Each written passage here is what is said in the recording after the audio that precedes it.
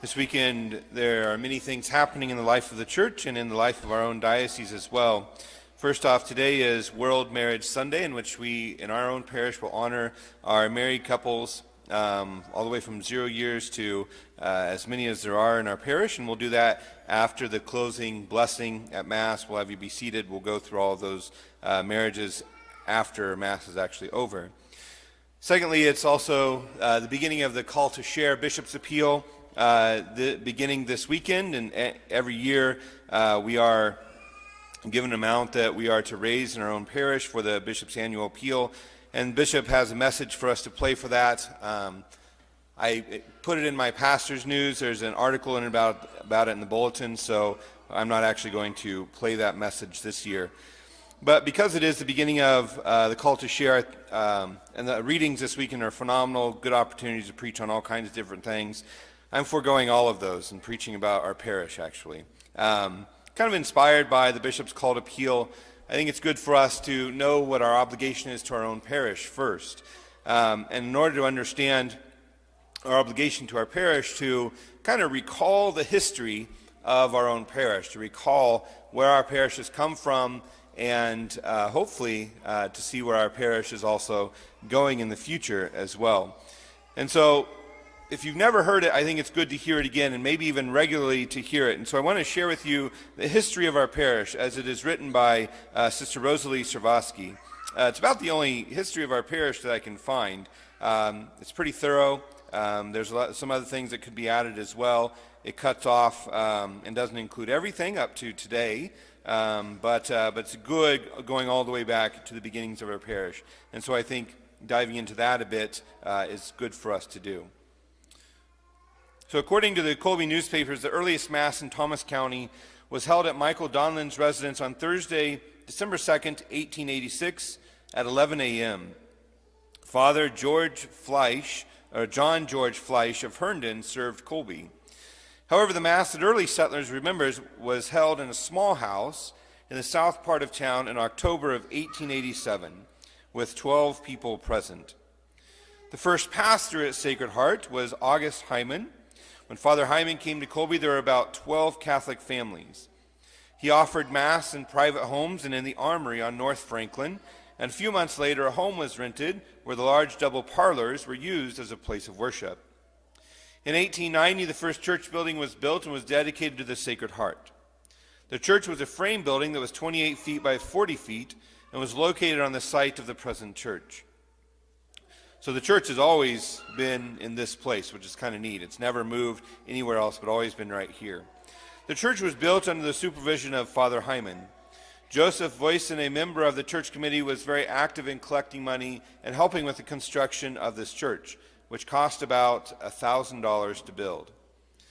The small church served the community of Colby from the years 1890 until 1909. A small 3-room rectory for the use of the pastor was also constructed. In 1909, the records show that Sacred Heart Parish had grown and the old frame church had become inadequate. It was decided that a larger building had to be built. The parish was then under the pastorate of Father John Fitzgerald, who lived at Goodland and attended to Colby 2 Sundays a month. In 1908, work was begun on a new church. The church was built on the same site of the original building and was of red brick. The contract was given to Winters and Short of Atwood, Kansas. The cornerstone was laid by Bishop John Cunningham, Bishop of Concordia, Kansas, on November 4th, 1908. And it's good to note that our diocese actually began in Concordia in about 1880, I believe it was 1887 when the diocese began. And then it was eventually moved to Salina around 1946, I think is what it was. The reasons for moving it actually are a little bit unclear, but I do know that the diocese was in a lot of debt after the Great Depression, after the 30s. There were a lot of churches that were built in the 20s, the late teens, and in the 20s, and so that maybe had something to do with it. I don't know, but the history is a little unclear as to why. Might be also because Salina was growing and Concordia was not, so that's why they moved it also. The first church, that church was dedicated in 1909. The accounts of the day state that this church was the largest and most beautiful church in the county. As I noted last night, in 1909, it might have been the only church in the county. Who knows? During construction, the old frame building was moved to one side and used for divine services while the new building was being constructed. The former church was then sold and moved out of Colby. Later, the building was moved back to Colby as residence and is located at 440 North Range, and actually is still there today. It's a family home now.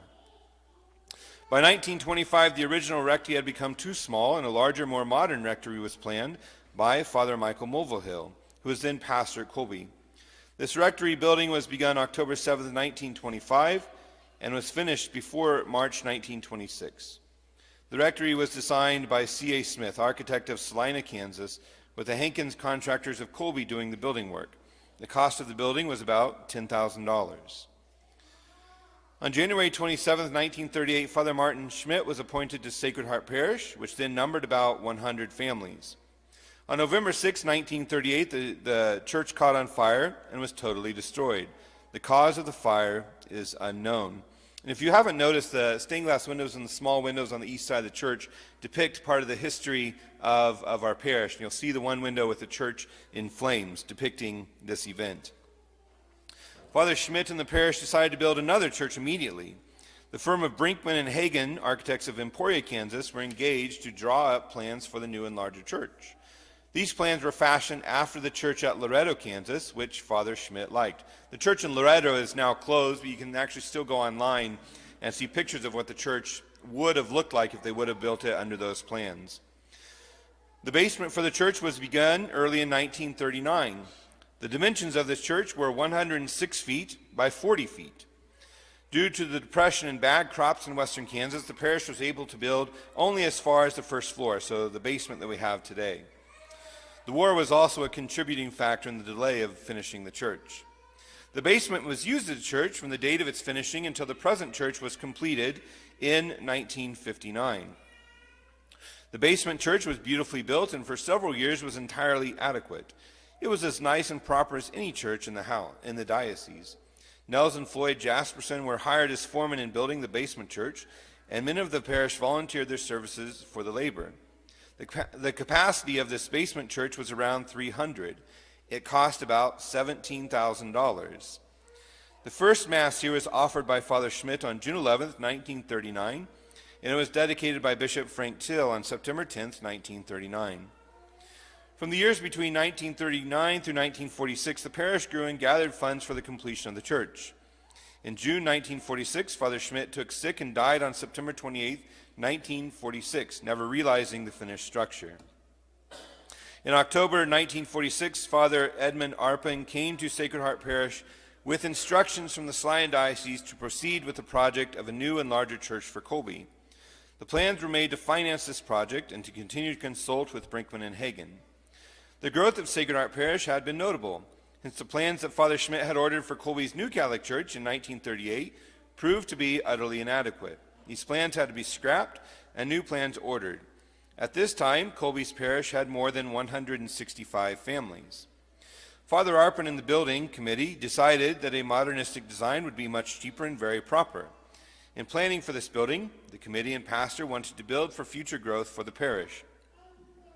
By July 1950, the plans for the new Colby Church were complete. Bids were submitted by several contracting firms in Kansas. On July 31st, 1950, the contract was let to Joseph Sabacker of Oakley, Kansas. The plans called for an extension of over 30 feet above and beyond the basement church. So the original basement church actually ended where the kitchen begins. That was the back wall of the basement church, and they had to add on, dig more of the basement behind that, which was formerly the knight's room, and including the kitchen as well. The overall size of the building must be 132 feet by 40 feet, with seating capacity of over 500 people. It's interesting to me that the width of the church always remained the same. It was always 40 feet, always 40 feet wide. But I also find it interesting that this church originally was meant to hold 500 people. I know a few pews have been moved and things like that. There is no way we could get 500 people in here, ever. I mean, they'd be standing everywhere. I think it just means that we've gotten a little bit wider since since 1950. The terms of the various contracts were as follows. The general contractor, Joseph Sebacker, $122,319. Plumbing and heating, Davidson Plumbing Company, Wichita, $15,575. And electrical, J.H. Garvin, in Plainville, Kansas, $4,500. The overall cost of this church, a little over $160,000.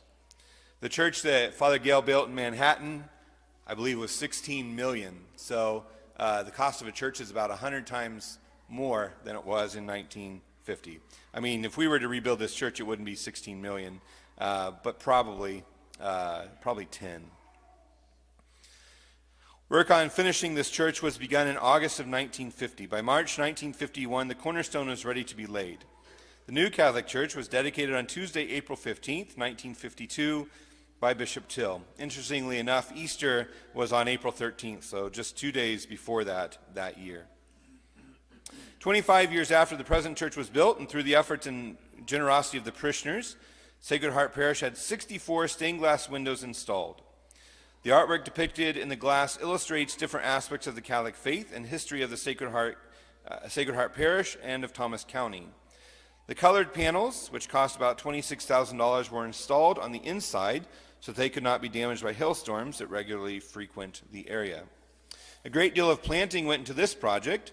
School children submitted sketches of the themes, which were used in the 28 lower windows. So the lower windows that you see in the back there.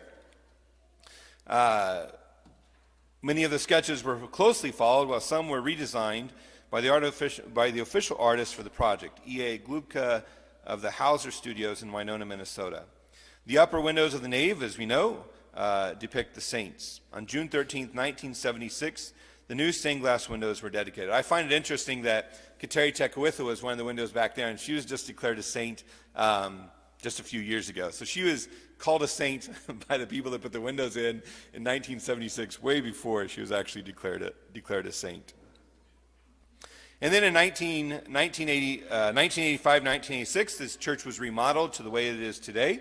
And then in 2011, 2012, it was repainted under the direction of Father Dana, and then the addition was put on in the back as well. The painting, I was looking at some of the records for the church. The painting itself in 10 years ago, in 2012, just the repainting and the carpet, I think my numbers are correct, I think it was $86,000 or something like that, just to do the painting. I don't remember how much the addition was with the elevator, but just interesting that the original cost of the church was $160,000, and just to paint it was almost half that. So our parish has been built on the sacrifices of the people that have lived here, and of course upon the faith of the people that has lived here. We today, I believe that our numbers of parishioners that we count as Catholics are around 500 families. That's just families. And so the parish has grown tremendously. As you know, the school was built in 1960, again under the direction of, by then it was Monsignor Arpin. At the time it was a school that went up to 8th grade and eventually was lowered just to 5th grade. But at the time that it was built, it was nuns that taught there. The nuns who had a great education came, taught in the school, did so for very, very cheaply, very inexpensively. I'm not even sure that they took a salary back then. Today, if nuns teach in your school, they do take a salary because they have to pay for their education and things like that.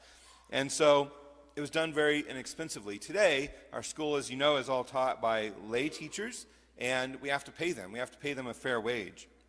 And so it's necessary for us to constantly be looking at their wage, constantly be doing our best to paying them what they ought to be receiving. And so it's necessary for us to look at our own gifts, the ways in which we have been blessed in our own lives, to be able to continue our parish here in Colby for the future. Financially, our parish is actually doing quite well right now. I know that every time I talk to the finance council, some of the finance council members are like, we were on the council when we had nothing. We were scraping the bottom of the barrel. Every meeting, we were wondering where the money was going to come from. We're not there anymore. We are way beyond that, and we're very blessed to be that way. But we need to look at the salaries of our teachers and be like, okay, we really need to invest in them. And so in order to invest in them in a greater way, we need to increase our income by about at least $50,000 a year. Our teachers need to be paid about $10,000, each of them need to be paid about $10,000 a piece more every single year. Of course, we don't just have teachers that teach over there. We have all the support staff that is over there as well. So we need to try and increase our income to about $100,000 more a year in order to support and pay properly those who work in our school, those who work in our parish, to pay them what they ought to be paid. And so what I'm asking today, and what I want to talk about today, is what are we giving in our parish? If we are maxed out in what we are giving, God bless you. And I hope that God continues to bless you in the way that He is blessing you, and even beyond that. If we are not giving very much, or we're giving very little, we need to really look at our finances and be like, what can we give? The traditional way of giving in the life of the church is 10%. An actual tithe is 10%. When we look at that 10%, how that 10% is divided, if a parish doesn't have a school, it's often said that you give 5% to your parish, 2% to your diocese, and 3% to other charities. If your parish has a school, 8% of your tithe ought to come to the parish to support the school and the parish, 1% to the diocese, 1% to another charity of your choice. And so some people can't make that tithe. It's just not financially possible for them. It's not possible for them to give 10%. Some do give 10%, and we're very grateful for that. Some give over 10%, and we are grateful for that as well.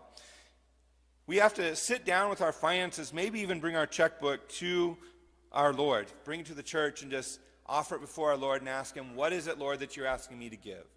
What are you asking me to give to my parish to be able to support those who are educating my children, educating the future of the church, and hopefully inspiring vocations in the midst of that? As you know, we are very short on vocations. In fact, when we were at our January renewal days, we're losing 3 priests this year.